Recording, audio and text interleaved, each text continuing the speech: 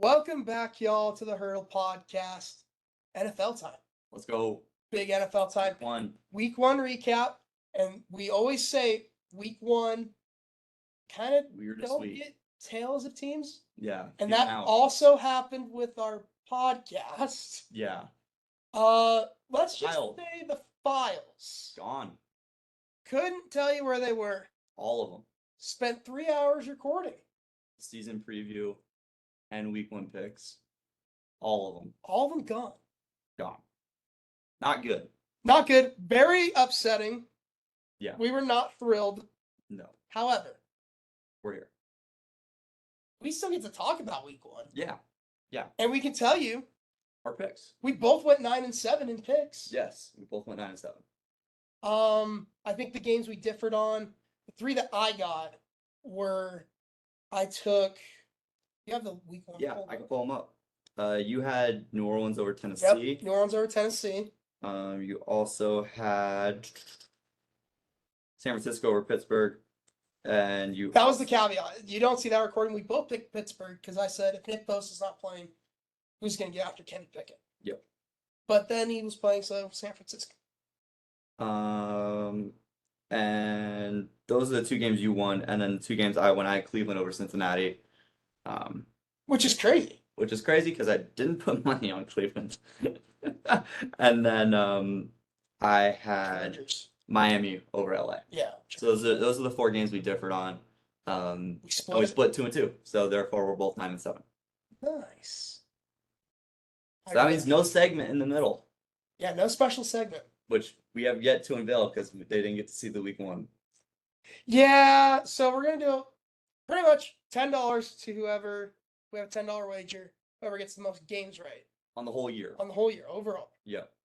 Week by week, though, we're gonna have little spicy non-sports takes.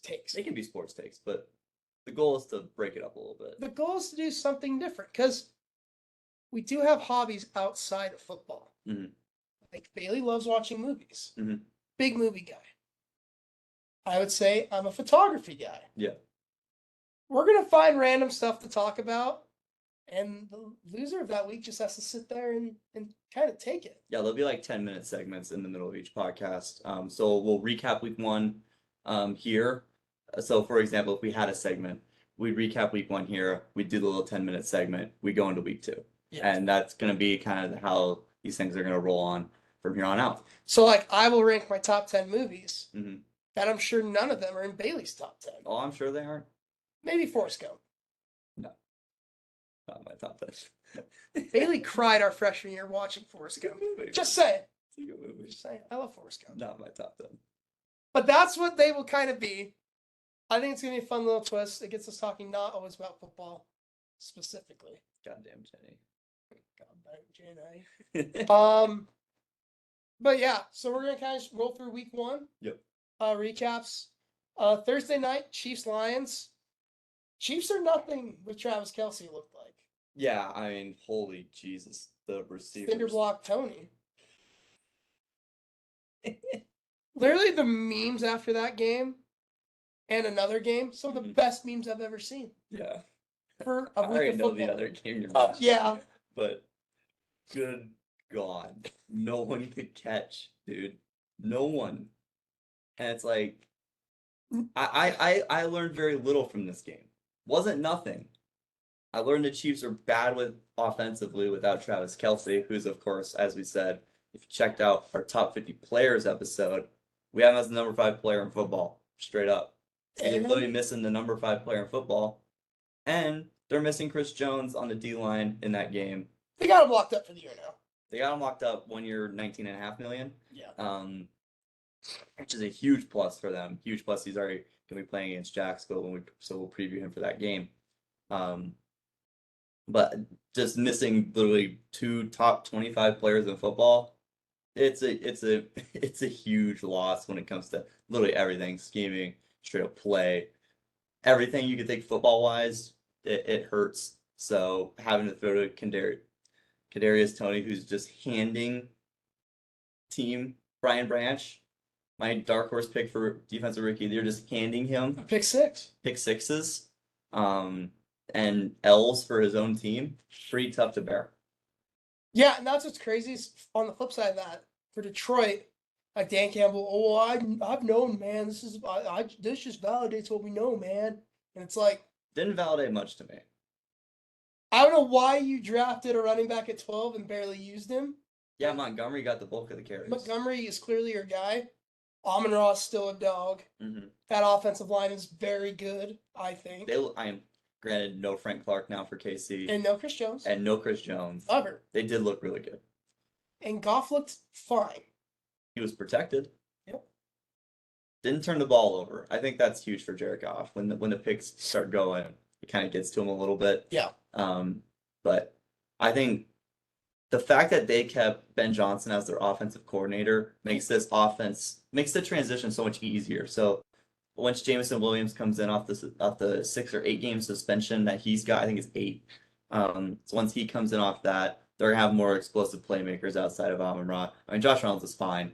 And Sam Laporta, their rookie tight end, had 5 catches. 5 catches, 5 targets, like 30 some odd yards.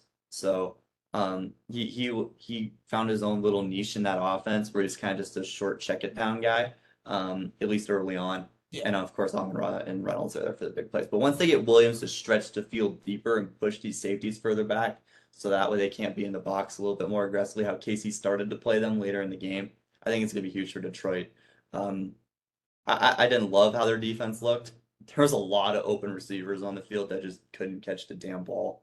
And the secondary is one thing we said we were worried about. Yeah, outside of C.J. Gardner-Johnson, that secondary is garbage. I think we also learned Hutchinson is disgusting.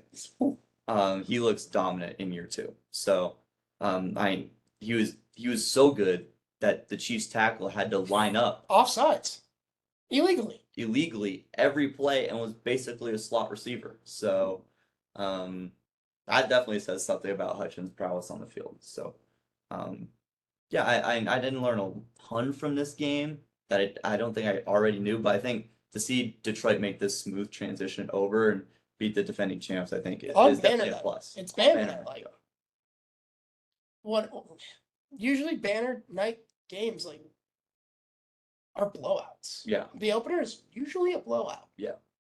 So for it to be a tight game, it was a fun one. It was a fun one to kick the year off. It's definitely KC won. It's already a game KC wants back. So yeah. Even with no Kelsey, no Jones, they absolutely positively should have won that game. Just a lot of missed opportunities, especially like big plays. I mean, we're not talking little short 5 yards. We're talking 20, 25 yards down the field. Those are chain movers. And Mahomes is making the throws. Yeah, they're on the money every time. And Mahomes finishes with a pick in this game that should have never been his. And 6 points going the other way. And Detroit's offense was fairly stagnant for most of the game. So. And let's not forget the fake punt. The balls of Dan Campbell. On the 20? Yep. On 4th and 2? On your own 20. Yeah. On 4th and 2. Ridiculous call. I thought it was honestly stupid. But he got it. So props to him, I guess. Yeah. What game we got next? What game we got next? Oh, Christ. Oh, that's right. Bucks Vikings. Bucks Vikings. They're ordered by my start team, so Bucks Vikings. Bucks Vikings. Good. I'm not going first here. You don't want to go first? No, I don't. Minnesota looks not good. I don't want to say bad because they have the best receiver in football. That defense let Baker cook. Enough. Continue. Baker played like Baker can play. And Tampa's defense is still legit. Mm-hmm. Like we said. Like we said on the video that will not be coming out. Yeah. Oh, yeah. Sorry, guys.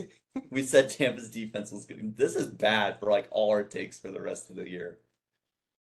Yeah. Damn. Maybe I don't know. Maybe I'll find a way to get files back. We can maybe take a picture of the spreadsheet. Yeah.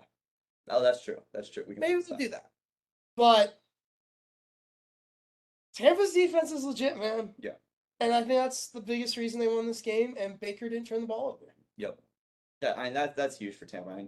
I think what I learned here is, like you said, what I learned is what I already freaking knew. Kirk Cousins can't pick up a damn blitz to save his life. So if Hence the Giants game.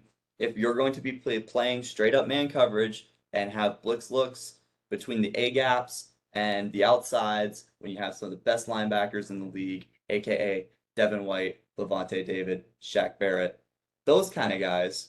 Those guys. Yeah. It's going to give Cousins problems, especially since this O-line is garbage. It's bad. And we're going to talk about the Philly game since the Philly games already have. Well, I guess we'll just get that out of the way. This O-line is not good at all. And it's like, they didn't get Philly, in the Philly game specifically, they only got 2 sacks. Mm-hmm. Every play, though, Kirk Cousins was under pressure. And he's getting hit hard. Every play. Every big throw. I mean, he had the freaking 60-yard touchdown to Addison. He got drilled on that throw. Honestly, it's underthrown because he's getting drilled, but it's still a pretty damn good ball. So I'm not a Kirk Cousins apologist or anything. Kirk Cousins isn't playing terribly. Now he's fumbling the ball like a damn madman. But he's not throwing picks. Yeah. I mean, I think the thing in the Tampa game, at least, the red zone turnovers were freaking brutal. I mean, the ball's just going all over the place. One just goes straight through KJ Osborne's arm, ends up being a pick. Freaking fumble in the red zone from Cousins. Just huge momentum plays. We talked about where you guys are going to be seeing the Montana State episode before this one. Huge momentum plays. At the end of half, before half, same damn thing happened in the Philadelphia game. And it's the reason they're 0-2. They should be 2-0 right now, heading back to play the Chargers at home. And right now we're 0-2, and LA looked good week 1. So, even though they lost that game, they did look good. Yeah. So I think with Minnesota, there's some protection things that they have to figure out, and there's some turnover things and ball security and making really unclutch plays or making bad plays at the most perfectly wrong times. All that crap has to be cleaned up. Yeah. Couldn't have said better myself. Yeah. All right. Next game. We're just gonna go in order. Philly, New England. I didn't really learn anything. No? I think Philly doesn't have that dog mentality this year. Really? I think they're missing something. So you like your unseen Dallas to win the division pick?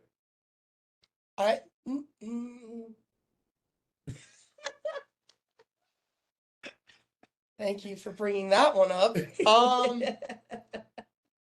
I think that the New England game showed me that Jalen Hurts is an okay quarterback. Okay.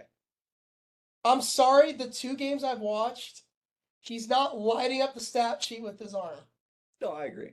He hasn't looked fantastic. I mean, honestly, Philly through the first 2 weeks, even though they're 2-0, they're playing their B- football. No dog mentality. I would disagree there. They're still winning these games. They're still winning these games. But the New England game specifically, New England had no business being in that game. I think what happened there is Belichick had a really good scheme. This is the first time in a while where we've seen Bill Belichick being able to shut down a mobile quarterback. He's had problems with Lamar over the past few years. He had problems with Fields last year. Fields ran all over New England last year. And this is the first time in a while that we've seen not only Hurts be contained, but Belichick be able to contain these guys with schemes. So now that the scheme actually worked, we saw a closer. It'll lead you back further, which harness the deep plays over the top and the improv Jalen Hurts likes to do. And you saw Philly's offense become a little stagnant to be playing with you. They still have the weapons. They still got most of the big plays. They dominated early. It was 14-0. It felt like the game was over after the end of the first quarter.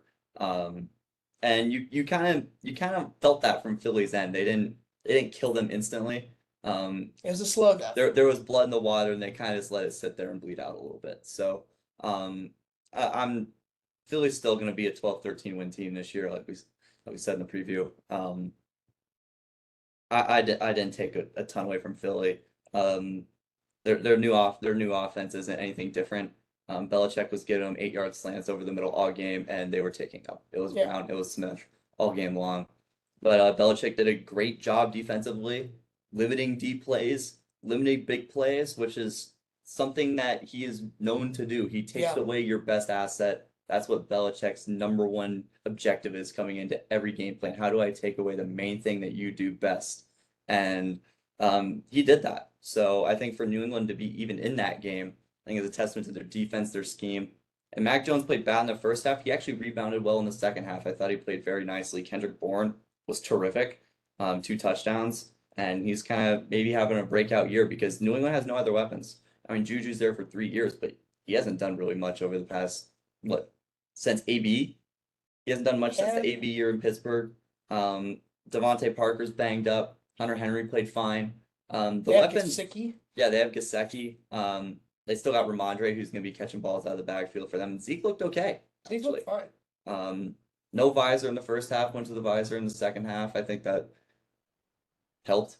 I hope helped the swagger out a little bit. But yeah, nothing new from New England in terms of what Belichick is doing coaching wise, and a slower start for Philly through the first 2 games, but at least out of week 1, you can't complain with 2 wins. Exactly.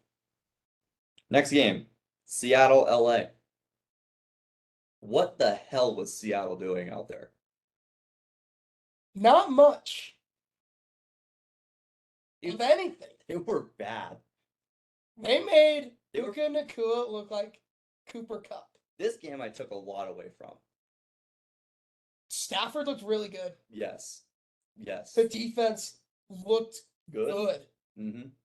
Geno looked bad. The Seattle defense looked bad. Yeah. It was a tale of 2 sides of a coin. Mm-hmm. I think if we're playing the game that says overreact to week 1, it's that we're getting Geno from 2 years ago instead of last year. We're seeing the Seattle team regress instead of progress, like we thought they would. And that McVay is still one of the 5 best freaking coaches in the league. We were saying that in the preview. I wish we had these freaking files. McVay's still one of the 5 best goddamn coaches in the league. So they had to find a way to get rid of these 16 targets from Cooper Kupp because he can't play and disperse them elsewhere. Yep. Rams, the line looked fine. They look good enough to keep Stafford upright, which is all they have to do. They just got to make sure he doesn't get hit. Cam Akers hardly played. Not a surprise. Yeah, happened last year. Trust me, fantasy owner. Kyron Williams actually looked good, though. I like Kyron Williams in that backfield. He'll probably have the starting job by week 5 if I wanted to play another overreaction game, if he doesn't have the starting job already. And Stafford was just slinging the rock, and they were actually really fun to watch. The defense looked actually electric. It's probably good when you have your star players healthy and playing. Exactly. It's just we have to see where this Rams team is health-wise by week 6, because you could see them be 500 come around halfway point of the season. I wouldn't be surprised by that. You could also see them get just disintegrated by injuries and see them lose the last 8 games of the season. And I think the test is this upcoming week. They have San Francisco. Yeah. A team that's owned them the past few years. Exactly. If they come out and at least compete, I think there's a lot of hope for the Rams. Especially with no Kupp. Exactly. But yeah, like you said, Nacua was great. Tutu Atwell had 120 yards too. They're top 5 in the league in receiving yards, and they're 2 quote unquote no names as of last year. I'd never even heard of the Nacua guy coming into this game. So I just know because he went to BYU and played at Ormont. So yeah, the overreaction is LA could take 2nd in division this year. Yeah. In Seattle? If Seattle continues to play like that. Yeah, in Seattle. And with both tackles down now for significant time, we could see problems. Yeah, especially if he can't. If Geno doesn't have time, last year he was protected well. Mm-hmm. He had no time. Yeah, and it showed. Mm-hmm. They couldn't move the ball. Oh my god! When Aaron Donald rushes them. Shit! Damn it! 4 incompletions were in the dirt. Yeah. Freaking Donald, man. I think what Seattle does need to do, I would say the one bright spot you can look at this, they need to lean on the run more. Mm-hmm. They have to lean on the run. You draft a Charbonnet and you have a Kenneth Walker. If the pass game is not working and Geno's not getting the time, you gotta run the damn ball.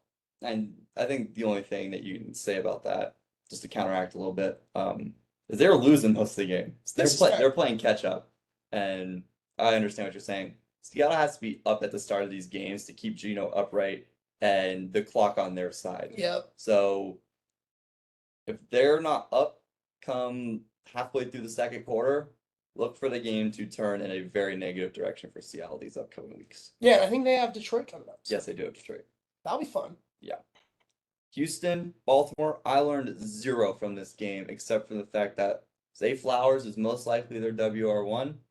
Or I feel really bad for J.K. Dobbins, and Lamar played really bad. Yeah, I would say, yeah, Lamar did not play great. I think a bright spot for me is even though Houston lost, Stroud didn't turn the ball over. Yep. He played clean. Yep. And Will Anderson was after Lamar the whole game. Mm-hmm. So their two investments looked fine. Yes, that's a great point. Baltimore concerns me now. Mm-hmm. It's 1 week. Mm-hmm. I don't want to overreact. But you're playing probably the second worst team in football. Mm-hmm. And it wasn't convincing. Yeah, it's kind of a mess. They win by 16. Mm-hmm. It didn't feel like 16. Did not feel like 16. It felt like it was a one possession game the whole time. Yep. And I felt like they were trying to get Odell so involved, and he drew penalties, which is fine. Mm-hmm. No one is scared of Odell anymore. Mm-hmm. I'd be scared of Zay Flowers. Yeah, and I'm no scared. Andrews. Yeah, and no Andrews was huge. So again, kind of a throw it under the rug. You get out of week 1 with a win, a sloppy win, with no Mark Andrews. So. Yeah. Moving on, Cincy Cleveland. What the hell was this game? I watched the entirety of this game. How? It's one of the 5 worst football games I've watched in my entire life. I think a couple of huge takeaways from Cleveland's end. Stefanski's run game looked back. It looked good. It looked clean. Chubb looked explosive. It felt healthy. It felt fresh. We're talking about Cleveland's run game, and you have to have a run game, especially in the crappy conditions that they were playing in. We're going to go through some of these games. The conditions were not ideal. Mainly this one in the Dallas, New York game. And I think a ton of stuff on Cincy just being really lackluster offensively, and I don't know how much to take away from it. Is it Burrow not getting reps in training camp? I don't know. Is it Burrow's calf? I don't know. Is it Burrow not being able to grip the ball? Was it the weather? Is it that him not having no line and Myles Garrett doing crossovers right in front of the center and still getting to him? That's insane. I don't really know what happened here on Cincy's end. And we're talking Burrow taking 3-step dropbacks and looking for Jamar Chase on an out route, and Jamar Chase is running a streak. What the hell is happening here? I mean, we're talking giant miscommunications that didn't even happen when Jamar Chase was a rookie. Yeah. These did not happen when Chase was a rookie. So I think to overreact a little bit, the connection felt kind of dead. T. Higgins had 8 targets, no catches. They were behind the entire game. They couldn't get a single big play, which was so unlike Cincinnati when you have 2 big-time receivers like Chase and Higgins. But I'm not going to overreact to this. I think the situation will turn around. If not this week, because they play Baltimore, who, like we just said, didn't look that great. It could turn around this week, especially if Baltimore's also beat up secondary. And you could see Burrow be normal. You could see him. I mean, he shredded the Ravens last year, 400 yards in both games. Yeah. Or if that was 2 years ago, I can't remember specifically. He'll find his rhythm. But whether it was being able to grip the ball, feeling comfortable in the pocket, something was off about the Cincy offense, and none of it looked good. Cincy's defense, fine. They were in the game at halftime. And Cleveland's offense did not take over the game. I was actually not impressed with Watson's play. Deshaun looked bad. I don't want to say he looked terrible, but he looked average. And we're expecting Watson to get back to top 5 form at some point. Exactly. And both quarterbacks not great. Yeah. So, I'm not going to hold that to Deshaun. Mm-hmm. It was what team could run the ball. Yep. And if you look at that on paper, it was Cleveland. It was every day of the week. Yeah, it was every day of the week. There's no run games. Yeah, they dominated the trenches, and that's what wins these nasty, sloppy games is getting turnovers, dominating time of possession. Clock, yeah. Yep. So Cleveland did that to perfection. And thing to look out for Cleveland, Jack Conklin, right tackle, out Done for the year, yes. So that's a big loss for the Browns in a game that didn't mean a ton after the third quarter. Yeah. Like Chubb never played after the third quarter. They did the smarter things and rested most of their starters, especially on that wet, nasty field. Dudes were just losing leg ligaments all over the place, so can't have that. Next game, Tennessee, New Orleans. Saints win 16-15 at home. New Orleans offense looked stagnant. Derek Carr in his first game, I wasn't completely impressed. He took his deep shots, though. He did take his deep shots, which I think is good. You got to be able to stretch the field a lot. I loved the usage of Michael Thomas. It wasn't slants. It was a lot of. It was out. It was still working. He worked a lot. It was a lot like 15-yard ins and outs. It wasn't all like slant play, which is what they call them. I love the usage of Michael Thomas. I still think he's a fantastic receiver and one that you want to have on your roster. He just simply gets open, and it makes the quarterback's job so much easier. It also allows a lot of it to stretch the field more, which allows him to work the underneath regions. And then you get Shaheed just running. Yeah, that's what he's there exactly. For. That's literally Shaheed's sole job outside of being a kick and punt returner. He's a utility guy, so they use that team's full of utilities. Yeah, him, Hill. Yeah. So, offensively, New Orleans I did not like their run game. I think that'll come when Kamara's back. That's true. And Jamal Williams is a fine back, and they just couldn't get anything going to help out Carr in the play action. But we also said this in the preview. But Tennessee has a great run defense. Tennessee has a great front seven. Yep, they do. Their front seven's great. Yes, it is. So I don't want to read too much into that. Mm-hmm. One thing I will read into. Tannehill. Holy shit, Ryan Tannehill sucks at playing quarterback. He's bad. I pray to God he's not one of the quarterbacks they picked for quarterback. He's god awful. Like, DeAndre Hopkins could have a career game. Mm-hmm. If Ryan Tannehill wasn't the one throwing him the football. Trust me, I know. Fantasy owner. Yeah, I do like the 13 targets for Hopkins, though. If we're going to take some positives out of Tennessee offensively, it's them finding the receiver one again. Because Hopkins was getting open, and even if he's not open, you like your 50-50 chances because they're really not 50-50. Yeah. Right? D-Hop has an insane catch radius. 5XL gloves. I know. So yeah. You kind of like those opportunities there. But outside of DeAndre Hopkins, the run game was fine. Of course, they're going to run the ball 25, 30 times a game. So nothing surprised me there. I think the New Orleans front seven looked good. Yes, they did. Comparatively. Yes, they Derrick did. Henry didn't have a monster game. He had a good game. Yeah, he was limited. Yeah. He was definitely limited. So yeah, I agree with you. Dennis Allen is a good defensive coach. So we saw that last year. I think that's going to continue to happen this year. I was expecting New Orleans to be a little more electric offensively against a weaker Tennessee secondary. And I was expecting Tannehill to not throw 3 picks when you get a wide receiver one like D-Hop, but that's just kind of how the dominoes fell in that game. Yeah, exactly. And I think, again, for the Saints, it's going to come in time. Yeah. Michael Thomas is finally back healthy. You got a new quarterback. You don't have your receiving threat out of the backfield in Alvin Kamara. Yep. It'll come in time. I still love New Orleans, I think. I think New Orleans is going to be fine. This was a good tune-up game. This was a good look, see what you got kind of deal. Panthers-Falcons. Falcons won 24-10. Troy Anderson got a sack. Half sack. Damn right he did. Well, on stat sheet half sack, he got a sack. Yeah, he got sacked. But I think for Atlanta, Algier getting more carries than Bijan was interesting. I thought the dynamic usage of both of them was honestly really fun to watch. Bijan a little more electric in the open field, of course, than Algier, but Algier being that more brutal power back that Arthur Smith is looking for. I don't think it's great if you're a Bijan fantasy owner at all. If I'm going to put a little more weight into the fact that Algier got 5 more carries and still got 3 targets in the pass game is not a great look.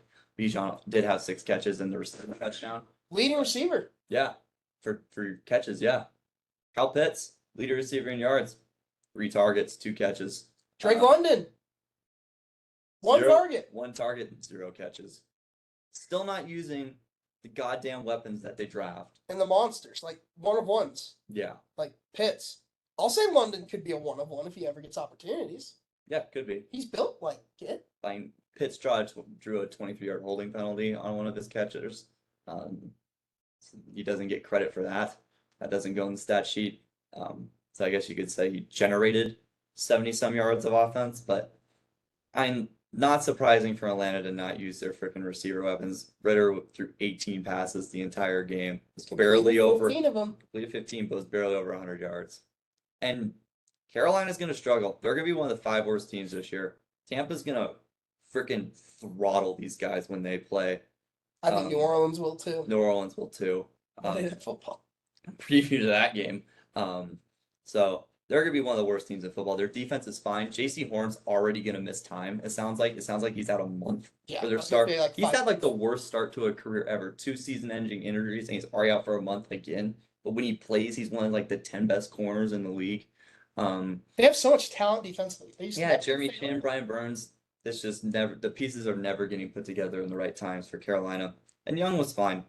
He was average. You're expecting turnovers. He gave them to you. But there was also some bright spots there. I thought personally, where it kind of like sparked their offense a little bit in the right direction. But overall, Carolina's going to really struggle this year. I don't like Frank Reich as a coach. Because like, who's he going to throw to? Yeah, there's like Thielen. Tommy Trumbull.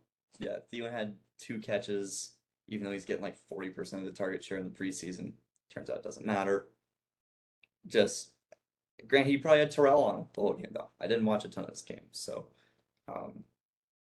Carolina's going to be bad. Yeah, they're not going to be good. Jags win 31-21. Nothing surprising here for I think Indy's defense looked really good. Yep. Jacksonville 31 points is tough, but they created turnovers. Mm-hmm. They created some turnovers, which I didn't think they would. DeForest Buckner, defensive touchdown for the big man. Yep. That plays in your top 5 D tackles. There you go. He's got a little bit of athleticism to him. Yeah. But the biggest bright spot from this game, Anthony Richardson looked great. Not where I thought you were going, but I like the take. I do like the take. He did look really good. He looked really good. And season preview, we called it. Steichen is going to run this offense very Jalen Hurts-ish. And you saw him use Richardson, especially in the goal line scenarios. First touchdown of his career, rushing touchdown. Anything red zone, 3rd and 2, 3rd and 3. It's all going to be that bully style formation kind of runs where they're kind of just pushing him through or trying to get him one-on-one matchups with linebackers because he's way too quick. He's way too strong to not get those 3 yards. Where did you think I was going? Calvin Ridley to Lawrence Ridley connection was gorgeous. Really good. And it's 1 week. To be on the same page, that page, week 1 of the season against a decent Colts defense, was really surprising to me. I thought we'd see Ridley in the more like 6 catches, 60 yards range. We're talking double-digit targets, double-digit catches, over 100 yards, touchdown, hits all the check marks. They were phenomenal this game offensively, and Doug Peterson proves again why he's one of the better offensive coaches in the league. Yeah, I mean, again, it's 1 week. I don't think Lawrence had oh my God, my dark horse for MVP. He was really good, though. But he played fine. Couple turnovers here and there. Yeah. That's going to happen. Mm-hmm. But him and Ridley looked great. Him and Evan Ingram looked really good. Yep. Zay Jones is still getting targets. Zay Jones is still getting targets. Yep. I think Jacksonville will be scary good. And I think another thing, like what we were just talking about, also ETN out of the backfield. ETN played phenomenal. He got his 5 catches in there. I think if they start to use, I really like him as a receiving back. And if Peterson's going to continue to use him in that fashion, not only do I think it's good for fantasy for ETN owners, I think it's really good for their offense. You're going to see the efficiency climb up. You're going to see Calvin Ridley get more open looks. You're going to see Christian Kirk get more open looks. Zay Jones get more open looks. Ingram. The offense is really balanced, and I really like the weapons they have and how they use them, I think is the big thing. So, just if Lawrence cuts down on the decision-making mistakes, he only really made about 3 or 4 of that game. One pick. And nitpicky stuff with Jacksonville's offense, they look really good. Exactly. And good test with KC this week. Yes. Niners Steelers. Holy Jesus Christ. San Francisco looks so goddamn good. They look so good. You know I don't like Brock Purdy. They played perfect football. I think offensively they played perfect, yes. Everything that you're asking from Shanahan, you got in this game. Everything we talked about beforehand, Debo kind of being that in and out guy that they use, A The couple carries. gadget. Yeah, he's the guy that breaks it up for McCaffrey's carries. He's the little more quickness outside of the tackles kind of guy. McCaffrey was phenomenal per usual. Brandon Ayuk. Phenomenal. He was terrific. But this fucking defense, this defense is so good. It's so good. And we were a little worried if Nick Bosa wasn't playing. Yeah, and Nick Bosa plays. You changed your pick like a correct man. I did not. Jesus, dude. If we're doing overreaction, San Fran's winning the Super Bowl. You want another overreaction? Go for it. Pittsburgh's offense may be a bottom 5 offense. Continue. There's no O-line protection. There's no run game. No one was catching anything. And Pickett's decision-making was terrible. Yep.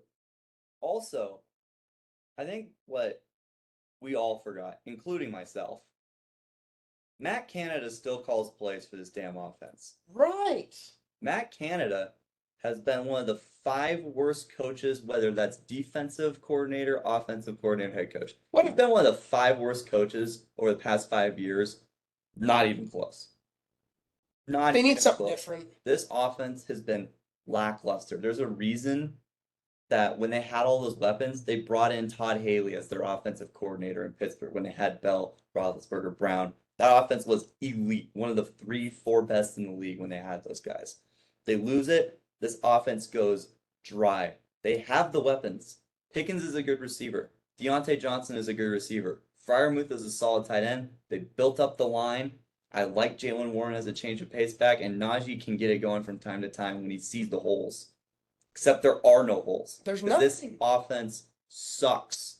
This playbook sucks. And why Tomlin hasn't booted that man out of Pittsburgh over the last 3 years is terrible. Terrible. They need a complete remodel with the weapons they have, because the weapons are fine. It's not the weapons' fault. It's a complete do-over of what this offense needs to look like. There's no deep shots. There's no aggressiveness. They let San Fran freaking throttle them for 60 minutes. Yeah, it was. And what sucks from all this, TJ Watt had 3 sacks. And 2 strip sacks. Those are the plays he normally makes that wins them games, and they lost by 23. We could say the 7 points they got was probably because of TJ Watt. TJ Watt, for me, almost overreaction. That's a Defensive Player of the Year performance. I'll let you hear that. I'm just saying, like... We'll post those season preview picks on our story. And if we find the file, we'll just post it anyway. Yeah. Yeah, we'll post it. It'll just be a little delayed. We'll maybe title it something different. Yeah. But, again, San Francisco looks unstoppable. Yeah, they look we'll see how they do with the Rams this week. Yeah, which they've owned the Rams, so it'll be a good test and see how they handle an actual good offense from a good coordinator. Cardinals, Commanders. Moving on. Commanders win 20-16. Cardinals looked how the Cardinals should have looked. The Commanders made them look better than they should have looked. And Washington will easily be the worst team in the NFC East this year, in my opinion. I thought Washington could figure something out. They won. They were playing an XFL team in the Arizona Cardinals who were throwing Josh Dobbs out at quarterback. Remember the last time he played? Oh, yeah. Tennessee's quarterback after 3 injuries and blew the Jacksonville game. Right. Yeah. And that team was winning the majority of that game.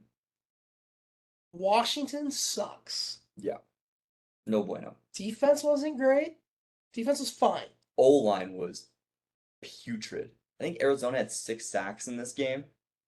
Washington's offensive line needs work pronto if Sam Howell is going to even consider making a throw in a football game right now. The Washington, like when they play Dallas here soon, I think, in the first half of the season, if that O-line plays how Dallas goes against Dallas's D-line, and when we talk about them here in a couple games, we might see like 13 sacks that game. That's what I love to hear. 4 from Micah Parsons, 3 from Tank Lawrence. I'll take it. It's gonna be ridiculous. So yeah. Next. Yeah, next. Raiders Broncos. I almost want to say next already. Jacoby Myers better than Devonta Adams. I'm just kidding. No, stop. But he still had 9 catches, 96 yards, 2 touchdowns. Jimmy G just wins freaking football. The Raiders looked fine. Yeah, they look fine. Their defense actually held stronger, much better than I thought they would. I thought Sean Payton was going to be much more aggressive, but we talked about earlier, no weapons. I mean, what are we going to do with Cortland Sutton? No Jerry Jeudy. Greg Dulcich isn't a deep threat. And he was out. They got nothing. He's out now. Yeah, he's for like out. The next couple weeks. Exactly. So they don't have any Tyler Lockett to stretch the field, push the safeties back. It's got to be a lot of Javonte Williams. This offense was really conservative from a coach who's been talking some real aggressive stuff over the past month. I mean, he opened with an onside kick. He opened with that was just stupid. Sean Payton's back coach. Yeah, Sean Payton's back coaching. Russ looked okay. And Russ didn't turn. He might have had a pick. Let me check. I don't think he turned the ball over though. But he only had like 4 incompletions. Yeah, it's 27-34.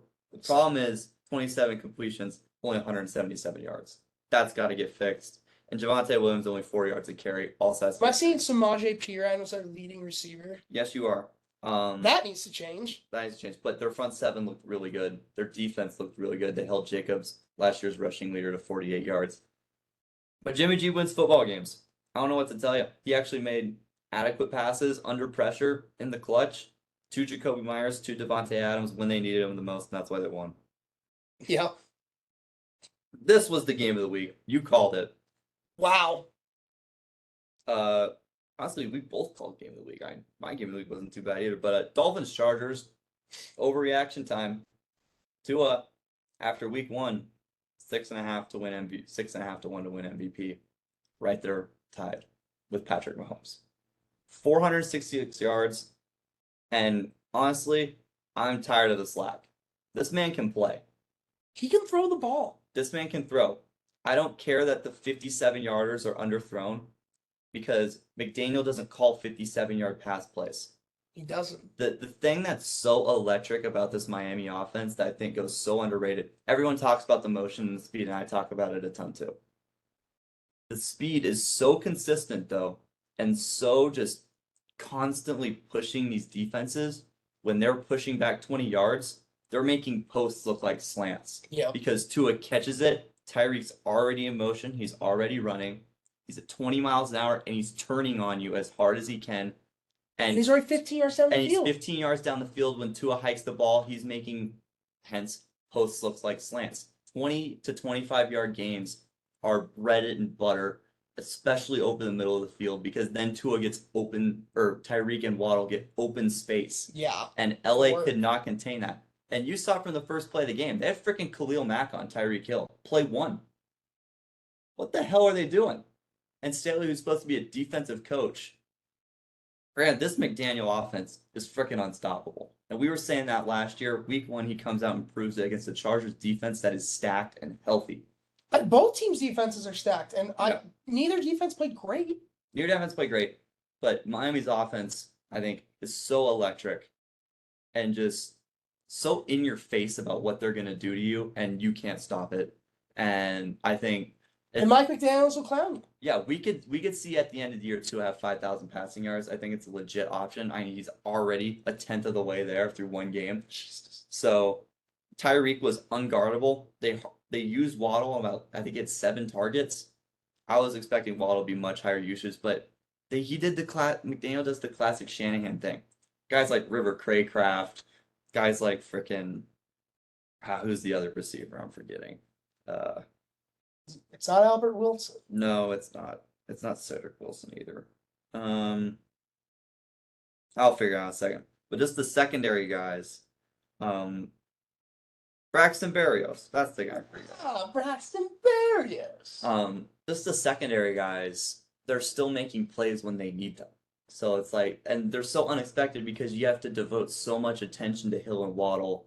That's just like a 5-yard flat turns into 20 yards. And it's just like they just pick up chunks so quickly and they eat up so much yardage that even though they fumbled early on at the goal line, didn't really feel like it mattered.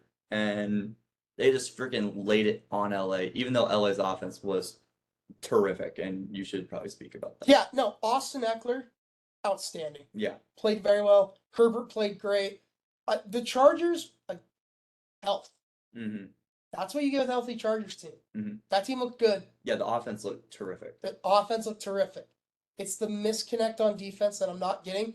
I think what you said coming into this game, Kellen Moore was dynamic with the play calling. Mm-hmm. I think they ran the ball a little more than I thought they would, but I think that's good. That's what Kellen Moore does. Yep. I think that's good. And you called it from the jump.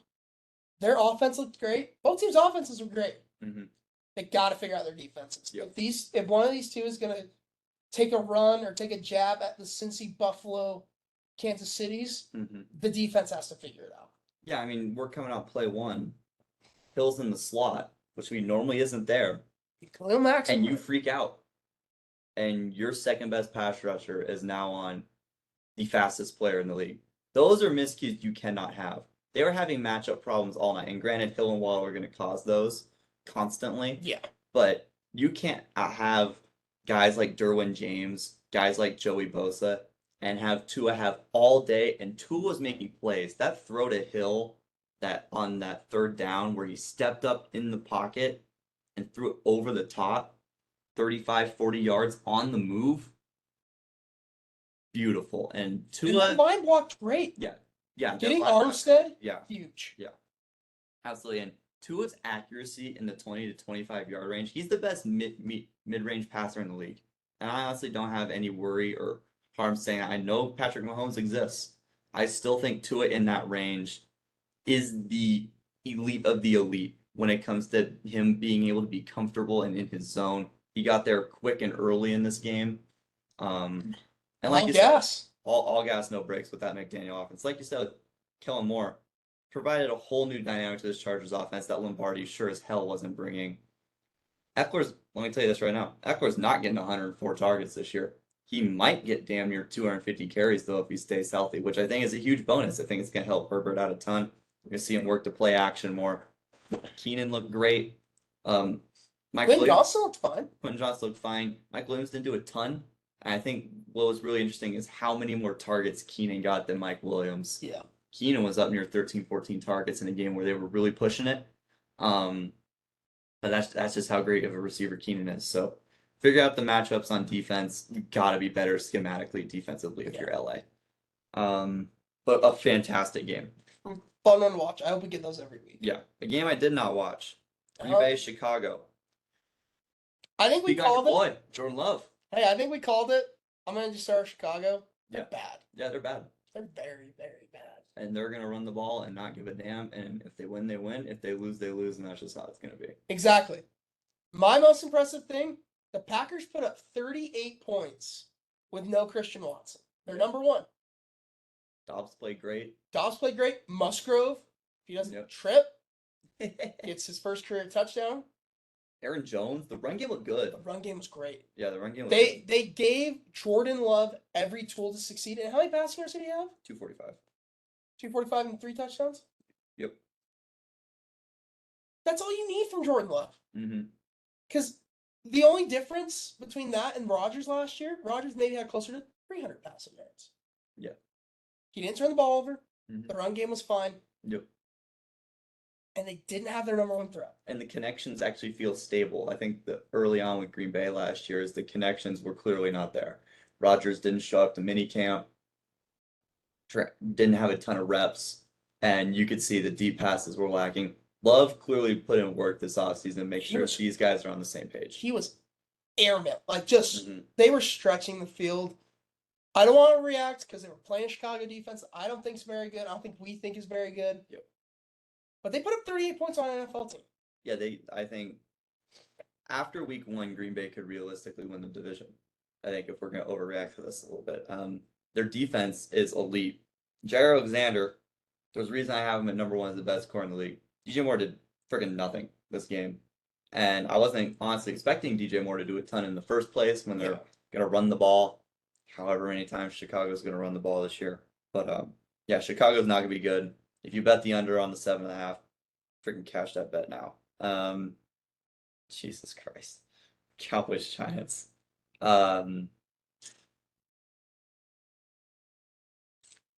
Wasn't expecting this. I sure shit wasn't.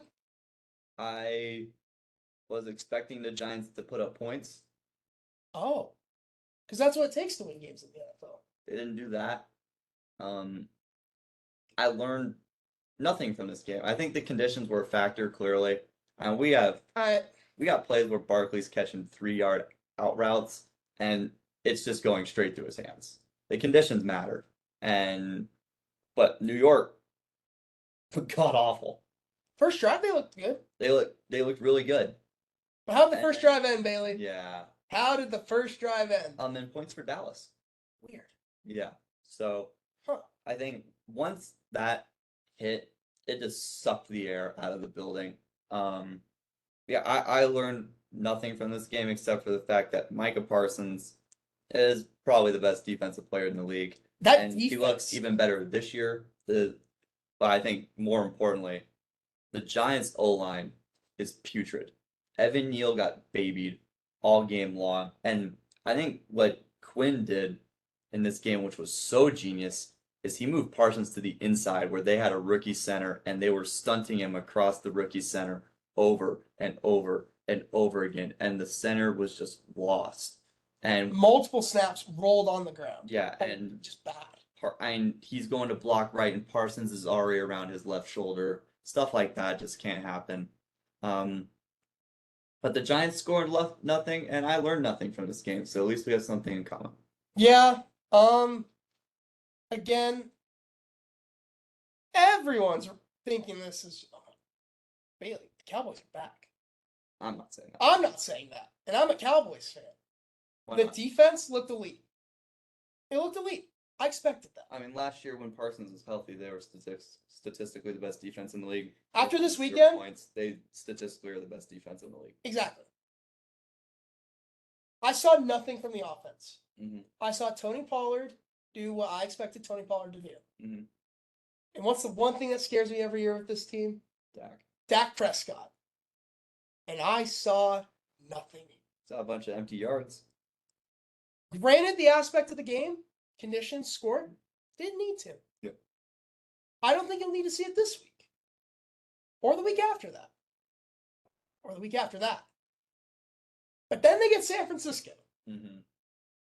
I will not be hooting and hollering about Dallas Cowboys for the first 4 weeks. We'll see.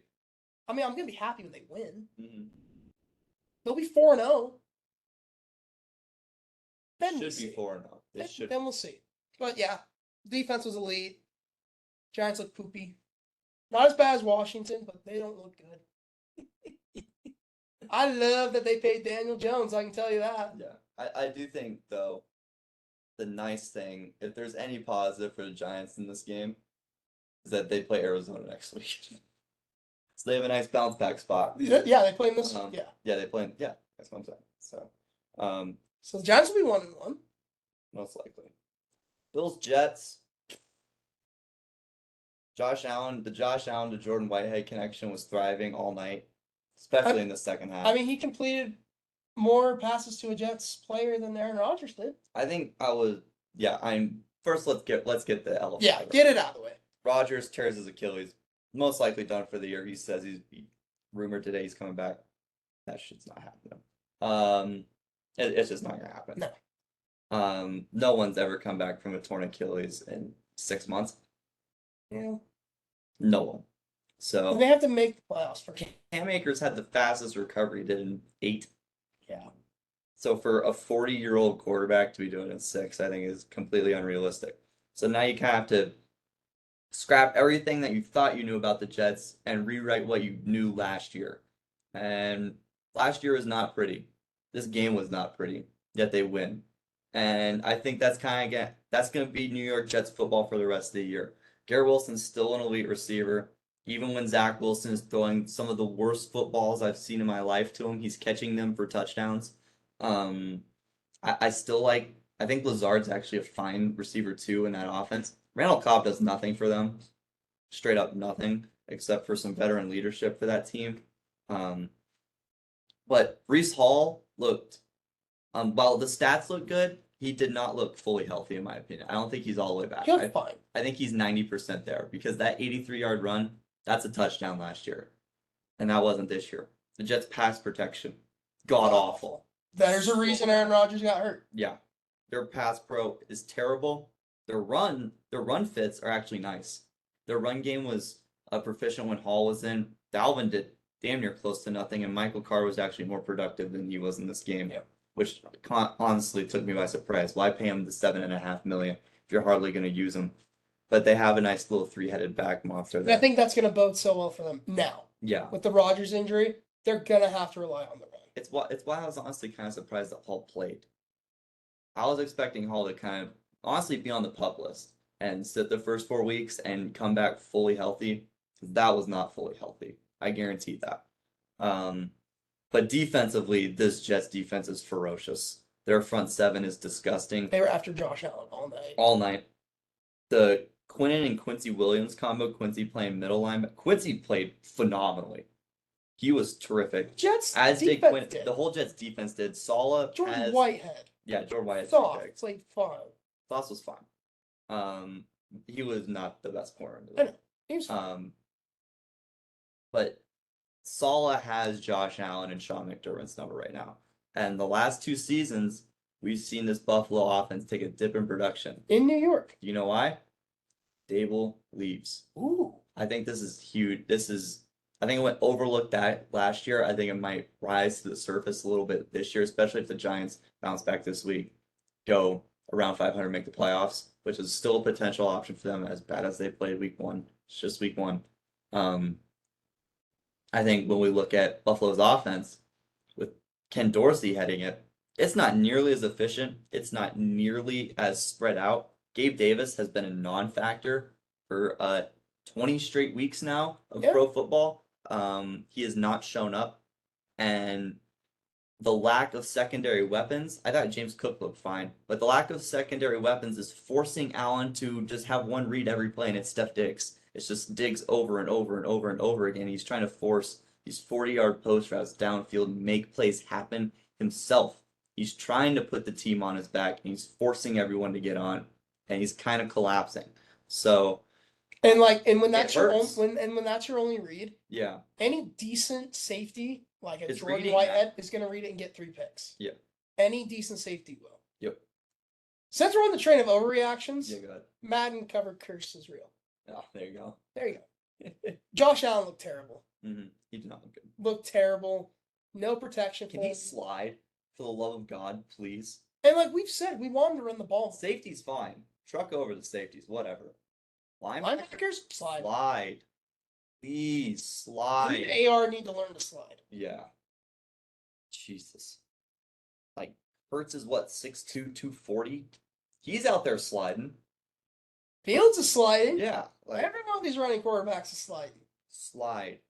Please, Josh Allen. I don't want to see you hurdle a linebacker from a standstill box jump ever again. It's cool. Not when he gets blown up in midair like he did. It's cool for the Jets fans. It was a little bit of WWE takedown in New York. Mm-hmm. Yeah. So, and then, of course, the punt return touchdown to win the game when Buffalo can't get it done. Wasn't surprised that Buffalo converted the 2-minute drill. They do that every time. Why was it Bryce Hall? Bryce Hall. Why the hell is he on Diggs in the 4th quarter drive when you have a dude named Sauce Gardner?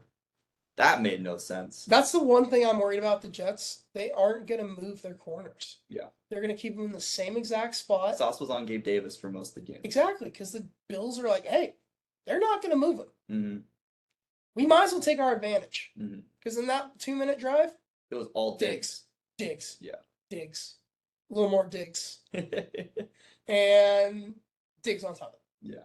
It was ridiculous. So, wasn't surprised by that, but I was surprised how, even though their run game looked good, I was just stunned by Josh Allen's decision making. And it completely shut down important drives where they really needed points. So, what a week 1. An insane week 1. A lot of questions, a lot of overreactions. I think that's what you'll get from us week 1. Yeah. Is we're going to overreact to stuff. Yeah. And that's what happens with everyone week 1. Week 2. Let's go through some picks. Do you want to talk Philly, Minnesota? We touched on it briefly. Philly's front seven defensively and their offensive line, they're the best. Front seven maybe not, but they have easily the best offensive line in the league, and they made Minnesota's D line look like a bunch of sophomore year high schoolers.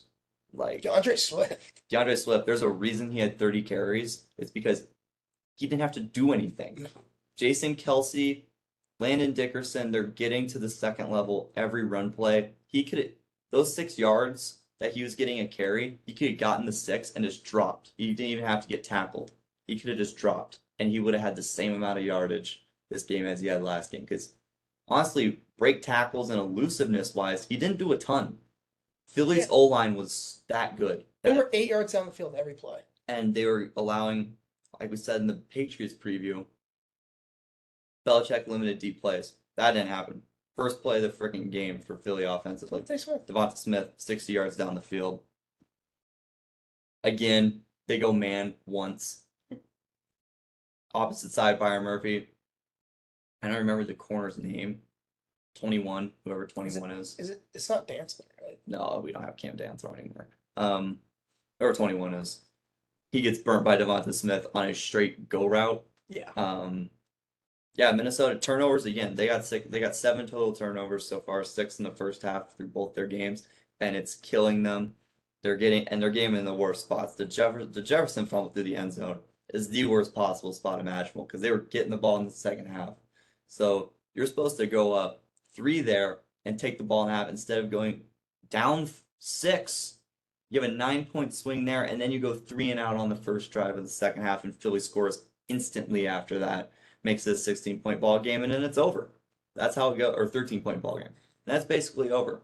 And you're playing comeback season from there on out. You're heaving the ball down the field to Addison, and especially Jefferson, who was, he's just phenomenal. Yeah, I mean, if anything, Cousins has fumbled. He's not throwing picks. Not a ton, no. So that's a bright spot. I think that was one of Kirk's better games, especially against a very good defense. And they have no run game. They have nothing to set up. Did you ever think Dalvin Cook? I after Alexander Madison fumbled twice, I thought Dalvin Cook. It's one of the worst games Madison's played in his professional career. And it's not a good time to have it. Not a good time to have it when you're trying to break out as a starting running back in the league. This is his first real legit shot because it's like even though Dalvin's been hurt, he's been coming back later in the season or he's out 6 weeks. Yeah. You know Dalvin's getting his spot back. And Madison was honestly doing what he can in those 6-week time periods that he was fine. He was a good running back. But for him to be a speed tossing the ball all over the place like this, it's very unlike him. So I expect that to get fixed. But yeah, just dumb mistakes over and over and over and over again that they seem to constantly make. Flores' defensive game plan was weird. Only rushing 3 a ton of time, just giving Hurts all day to make decisions and plays. Especially when your secondary is not that good. Yeah, and really they weren't mixing up the looks a ton. It was just a lot of rush 3, drop 8. We never really sent pressure. Never made Hurts feel uncomfortable in the pocket, and Philly kind of just cruised to a win because of that. Yeah. Okay. Done with previews. Let's make some picks. Done with recap. Done with recap. Yeah. Let's preview some picks. Seattle, Detroit. Detroit's minus 4.5. Detroit. We talked about both tackles being done for a period of time. But for Hutchinson to have a big game. Charles Cross and Abraham Lucas. Hutchinson's going to tear these guys up, these backups. And if anything about Seattle's O-line that I can say is last year they had rookies bring in. They had some kind of lower veterans come in, and they patched together, honestly, a really good offensive line. They got to do that again. And it's got to be with 2 guys that haven't been established already. Oh, but they signed Jason Peters. They signed 41-year-old Jason Peters. It's going to be tough. It's going to be really tough. Hutchinson should eat. I expect Detroit's defense to make a couple turnovers. They're going to win this game. Yep. Miami, New England. This is the Sunday night game. We'll skip that one. We'll come back to that. Vegas, Buffalo. You know all that talk we said about Spread's Buffalo? Down to 8. Yeah, we were just dogging Buffalo. Yeah. And we're like, the Raiders' defense looks fine. Mm-hmm. Enough. Don't care. I don't care. Buffalo's going to win this game by double. Yeah, Buffalo's going to dominate this game. There's not a single corner on that team that can guard Davis or Diggs. I really hope Ken Dorsey starts using Gabe Davis more because he's a legit weapon. He's a legit receiver too. They just haven't been using them. Allen should probably run a little bit less this game. Buffalo should be controlling. They probably won't control time of possession, but their run defense is way too good to let Jacobs just run all over them. And Jacoby Myers might not play. Yeah. So there goes 9 for 98 and 2 touchdowns. No, still got Devontae Adams. They still have Devontae Adams, but Trey White actually played good. He struggled last year, actually played good this year, or in the first game of this year against New York. So I expect Buffalo to dominate this game. They should win. This game could get out of hand very fast if Vegas can't control time of possession, such and such. So Buffalo for me too. Ravens, Bengals. Bengals. I also have Cincy. It's 3. It's 3 That's points. a tough line. So I think it could be 3. It's 3 at home for Cincy. So they're basically saying it's a push if we're playing on a neutral field. I just don't see the Bengals playing bad again. Back-to-back weeks. Mm-hmm. I don't see it. Yeah. They're gonna have a full week. I don't see it. I'm interested to see what the conditions are.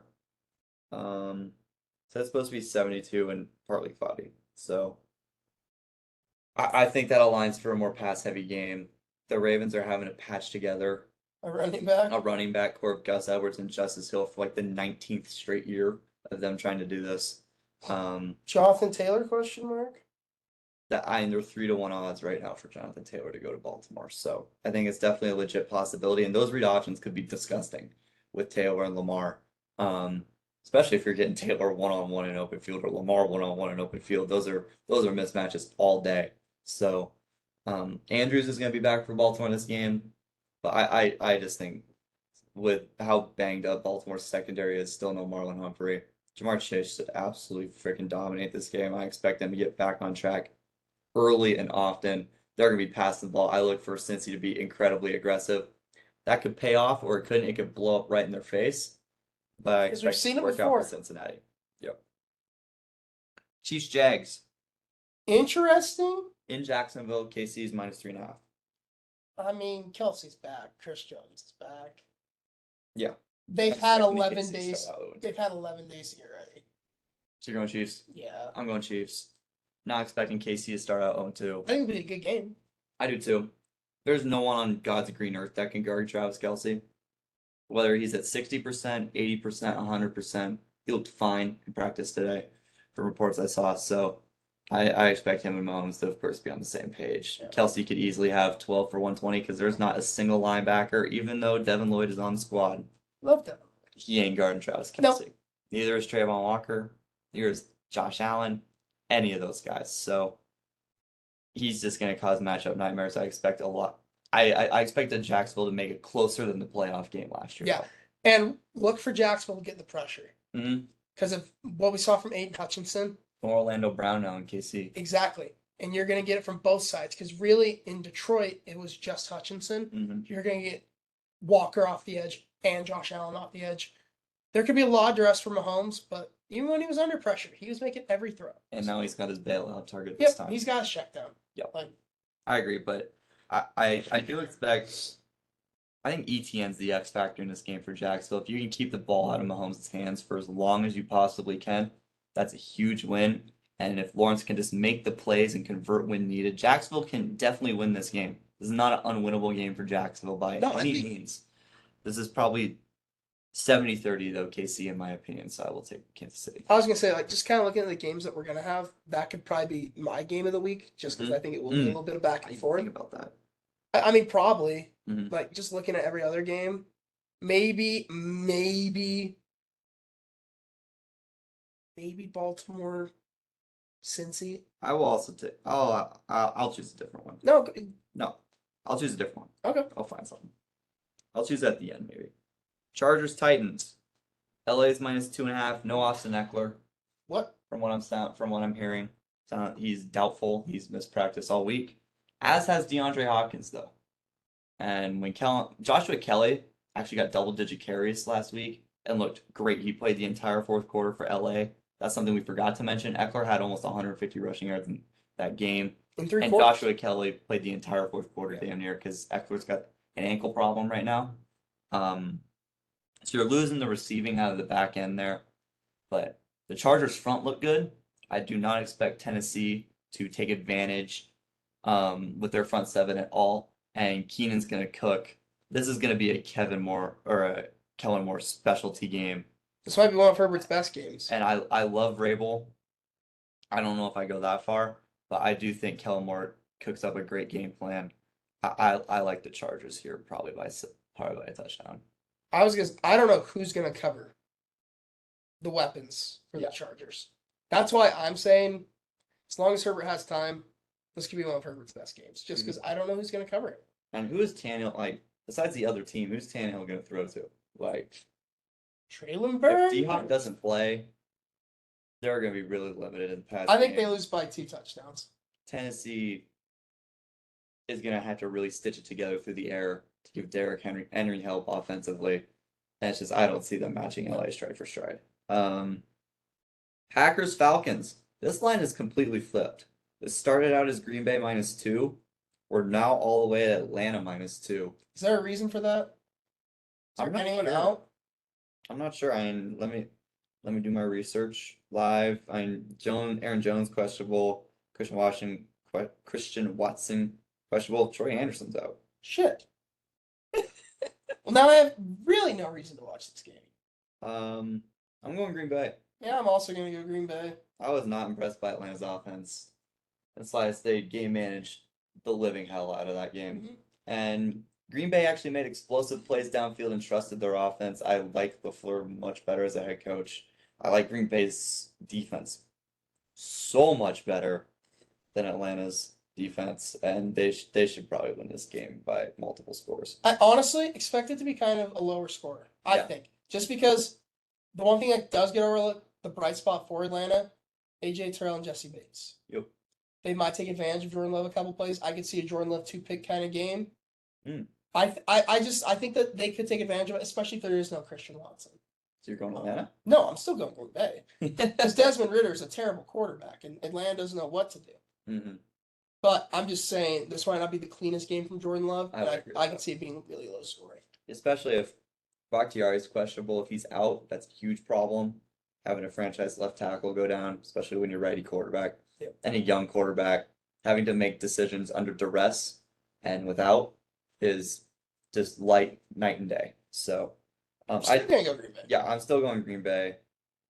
If Drake London's getting no targets against an injured J.C. Horn, he sure as hell isn't getting any targets against Jair Alexander. Yeah. And just what they've done with Jair, they just let him play man all game and they just scheme around him. It's honestly genius stuff. Indy, Houston. Houston's -1. It's basically a pick 'em. It's -1 for Houston because they're at home. Indy is better. And if Richardson plays, they win by at least a field goal. Which I know isn't saying much, so I do like D'Amico Ryans as a head coach. I didn't say that in the preview. I actually thought he coached had a decent defensive game plan, holding Baltimore to basically a really wayward 25 points. A skewed 25. Yeah, because Baltimore did not play a clean game at all last Sunday, so I did like Ryan's game plan there, but how are you going to stop the stacking offense? How are you going to stop Richardson running? And Richardson made big plays throwing. We did not mention the 39-yard touchdown to Michael Pittman. He didn't turn the ball over a ton. I don't know if D'Amico Ryan's looks are going to cause any confusion with that, but they did cause Lamar confusion. So I could see why this line is -1 Houston, but I'm going Indianapolis. Yeah, I think I'm going to go Indy too. I think it's a matchup of the rookie quarterbacks. And that's ultimately what it's going to come down to is which quarterback makes the least amount of mistakes. And I just think Indy has a better defense than Houston. So I could see Stroud making those mistakes more than Richardson. Definitely. Chicago, Tampa. Tampa -2.5. Tampa. You're riding the Tampa train with me a little bit now. Got you sipping the Kool-Aid a little bit? A little bit? A little bit of Kool-Aid. A little bit of Kool-Aid? Bears suck. What an explanation. Elaborate. Tampa's front seven, I think better than Green Bay's front seven. Mm-hmm. They're going to make Justin Fields' life a living hell. Yeah. They are going to go after him with everything they got. And I don't trust any of the Bears line. They're not going to keep him upright. Yeah. And keep him upright when he's going to throw. Mm-hmm. When he's running, he's going to get -3 yards every play. This is going to be preseason Justin Fields. Mm-hmm. Negative rushing yards, negative passing yards, maybe. Whoa. You think they have negative yards? No, I'm just saying, like, the meme of the preseason was, Okay. Justin Fields threw it. Oh, the negative air yards. Yeah. The negative air yards. And had 100. Yeah, the DJ Moore screen. Yeah. Yeah. Chicago's bad. I'm clearly going Tampa here. I've been drinking the Kool-Aid for a month now. Before the season even started. All Tampa has to do is not turn the ball over. If Baker doesn't make dumbass decisions, which I don't think he will. He didn't make them in the Minnesota game because he knew every play that Minnesota was going to call, apparently. Yeah, every adjustment. Every cover 2 and cover 3 he knew. So, Chicago, hide your signals. A lot better than Minnesota did, but Tampa is just okay. So Fields in the running game is a huge deal here, right? I mean, that's how if you stop that, you stop Chicago completely. They're one of the worst offenses in the league with it. They're the worst offense in the league without it. And it's how do you counter that? Well, there's this dude named Devin White on Tampa Bay. Oh. And he's going to play spy probably most likely for most of the game. And then Levante David's just going to be able to roam all over the field because White's just going to man up the read option. And they're going to freaking murder that Chicago line because that Chicago line is not good. Chase Claypool better be out there freaking blocking his ass off because Tampa is going to be up front like they were with Kirk Cousins. They're going to be in the box, loading, just showing all these exotic blitz schemes, and Justin Fields is not going to be able to pick that up. Kirk Cousins been in the league, what, double-digit years now? Can't pick up a blitz. I'm not expecting Justin Fields to. If Baker keeps his game clean, Tampa should win this game easily. Exactly. Giants Cardinals, New York. Nice bounce back spot. I expect Dable to have these dudes freaking ready to play. It might be 40-0 the other way. Okay, I'm not going to go that far. Waller's banged up. I'm really interested to hear what this nerve stuff is going on with him and his hamstring because it's what put him on IR last year. Yep. Sounds like it's kind of coming back a little bit. So that sucks if you're a Giants fan. Mm-hmm. But Arizona's bad. They lost to Washington. New York's better than Washington. It's simple logic here for me. Math is math. Yeah.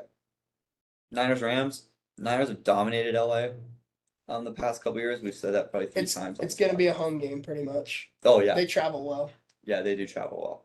It will basically be a home game at SoFi for San Francisco. If they play 70% as good as they played against Pittsburgh, they win this game by double digits. Yeah, exactly. So we're both going San Fran there. Jets, Dallas. Dallas by a significant, large, humongous amount of points because each of the 22 times Zach Wilson is going to get dropped back, he's going to be pressured, he's going to be hit, there's going to be sacked. Yep. It's going to be a nightmare for You think Zach they shut them out? there. Do they shut out both New York teams? I think that. God, that'd be so embarrassing, but it could happen. So here's my worry. I'm obviously picking Dallas. Mm-hmm. I think we can agree Josh Allen is a better quarterback than Dak Prescott. Mm-hmm. They made Josh Allen look kind of bad. I still don't know what I'm getting offensively. I think this game is going. What's the over/under on this? I have to know. 38.5.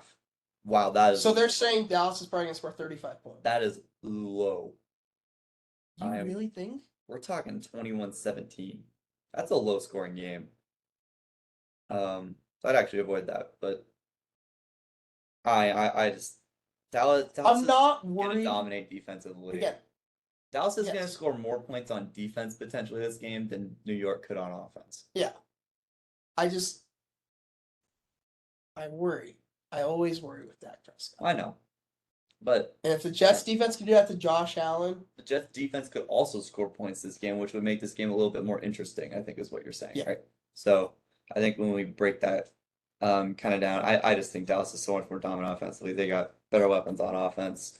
And I trust, honestly, I trust McCarthy calling the plays more than freaking Nathaniel Hackett. So, because Hackett is a terrible offensive coordinator. Yeah.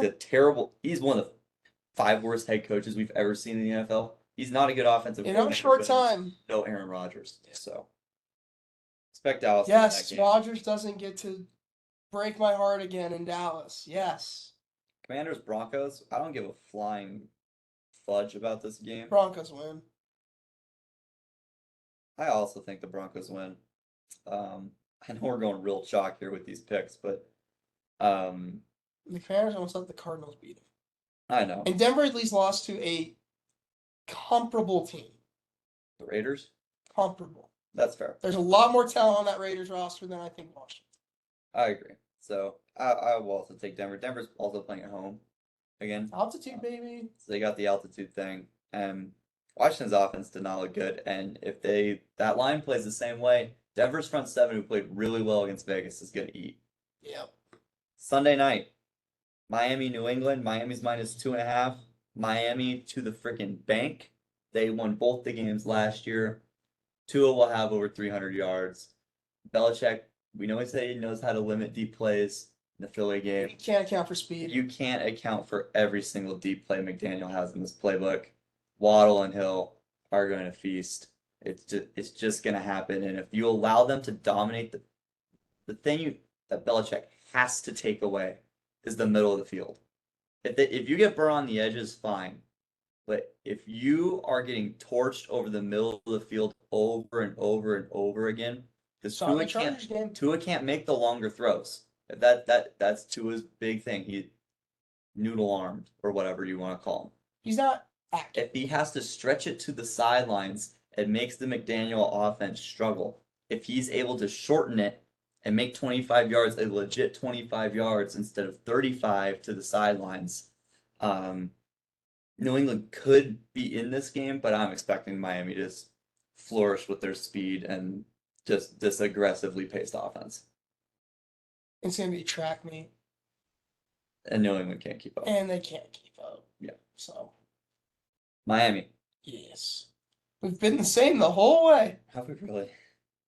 Well, until the Monday night game. Saints Panthers. I know we're both going Saints here. We talked about earlier the Panthers are one of the worst teams in the league. Dennis Allen should have Bryce Young just flux with his reads. Yeah. There's no weapons. Lattimore can just kind of just roam this game. I think Davis can also roam. I expect Cam Jordan to eat. This should be Saints easy. Yeah. Last game, Browns Steelers. I think this is where we differ. So go ahead with your take. I'm going Browns. I think it's going to come down to what team can run the ball better, because I think both defenses played well, obviously. Other than Pittsburgh because they were playing San Francisco, but like TJ Watt. Yeah. TJ Watt. TJ Watt can get after Deshaun Watson if they have to make him throw the ball. But both teams are, I think, run dominant, and I just trust Nick Chubb and Stefanski more than I do Matt Canada and Najee Harris. That's fair. I'm regretting the pick as a step, but I'm taking Pittsburgh.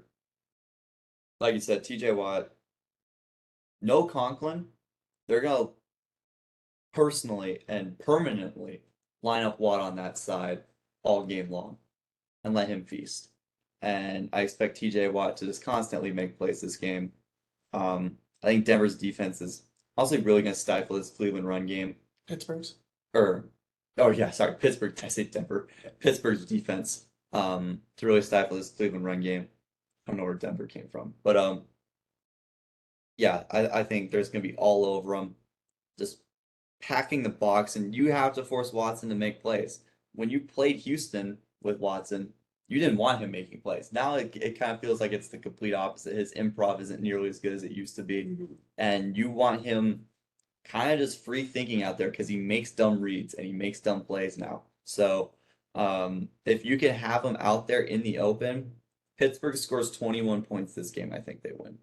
Yeah, I think it'll be very low scoring. Yep. It'll be a slaughter fest. It'll be a fast game because it'll only be running. Yeah, a lot of running. I hope Chubb does well for my fantasy team. As do I. So there you go. Week 2 picks. Basically chalk all the way through, except for I think I'm the only one with an underdog. I mean, Colts are an underdog. Green Bay is an underdog. And then I got Pittsburgh. So that's it. Both went 9-7 last week. We'll hopefully improve on that. least from my end. I don't know about you. Yeah, I should have seen Miami coming, but yeah. My game of the week will be Miami, New England. Ah, So I'm gonna go see there. how much fun the Dolphins can You have. went Chiefs, Jags, right? Yeah. Okay. Yeah, I'll go Miami, New England. Just because McDaniel versus Belichick is easily the best coaching matchup this week. Oh. So, stay tuned for that Sunday night. I don't have a weekly parlay this week.